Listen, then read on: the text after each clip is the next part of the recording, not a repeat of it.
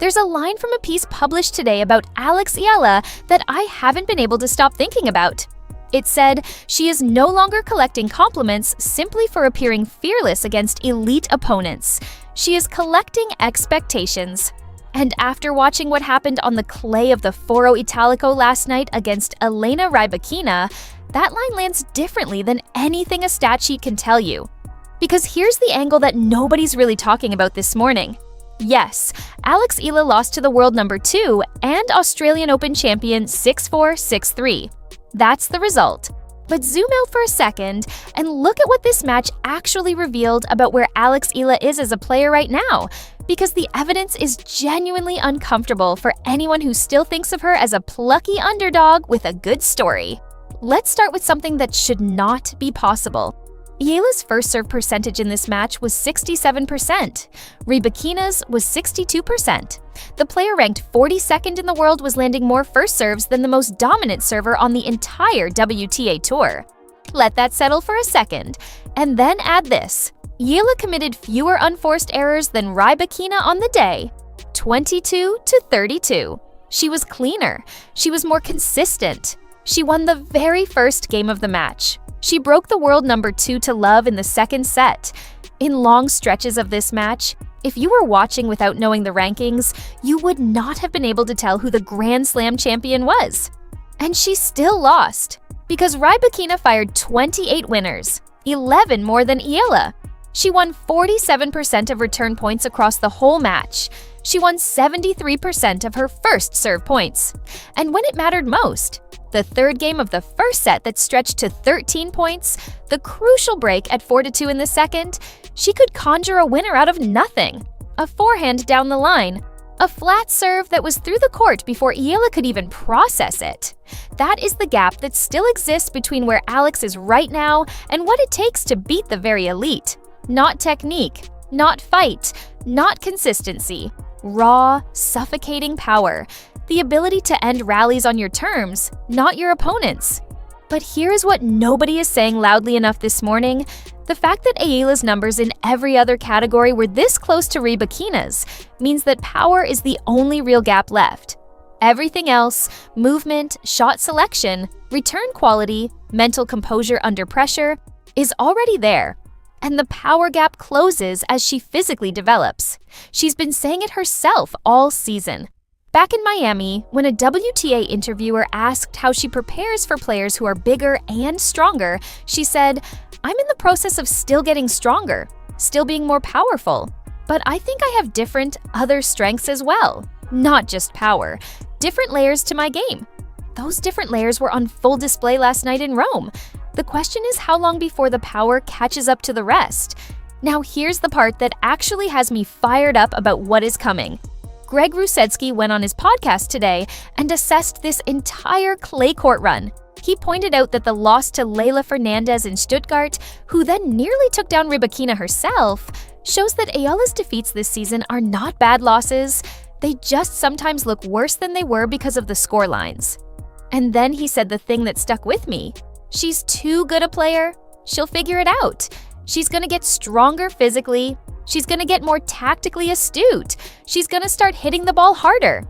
That is a former world top 5 player, a Grand Slam finalist, watching Alex lose to the Australian Open champion and saying her ceiling has not been reached yet. That is not sympathy. That is a scout's report. And Rybakina herself knew what she was walking into before a single ball was hit. She went out and found a left-handed practice partner specifically to prepare for Eala.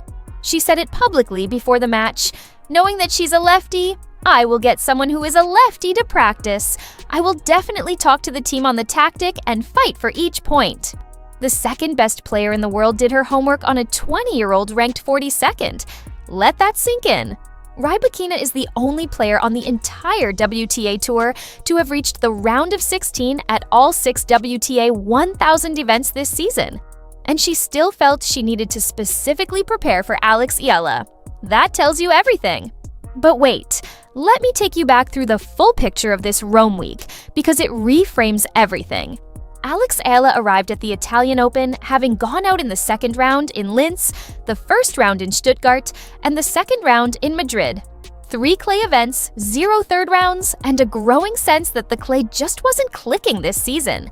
And before Rome, she had only managed 5 combined clay court wins across the entire 2024 and 2025 seasons, 2 in 2025, 3 in 2024. The last time she had back-to-back clay wins was in qualifying at the 2024 French Open. She leaves Rome with 6 clay wins this season alone, more in one spring than the previous 2 seasons combined. Last year at this exact tournament, she lost 6-0, 6-1 in the first round to Marta Kostyuk, gone in under an hour.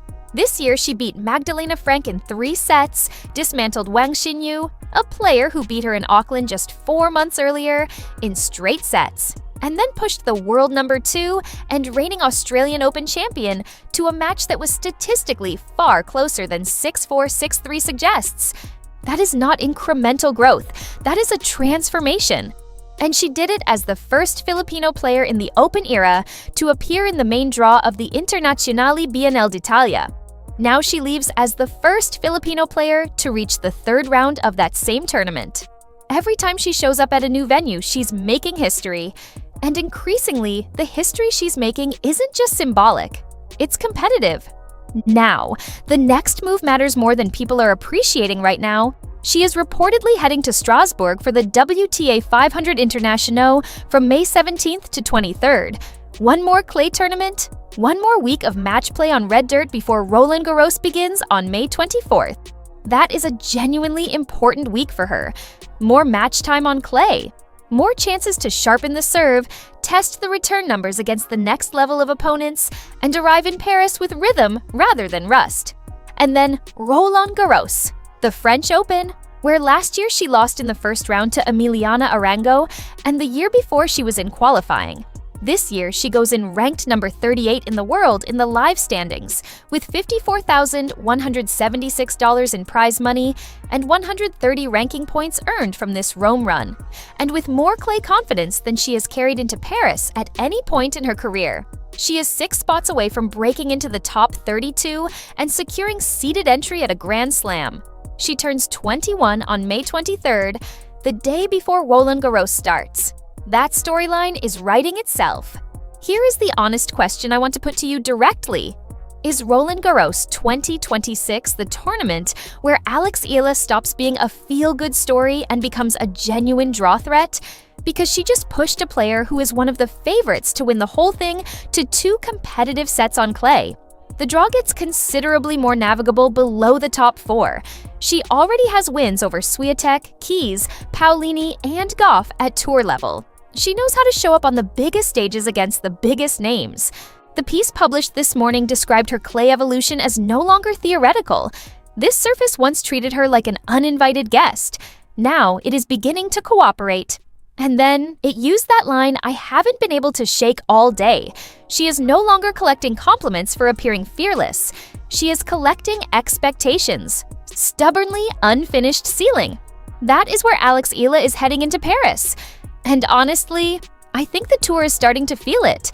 So tell me in the comments, real talk, no hedging. Does Alex Eala make the second week of Roland Garros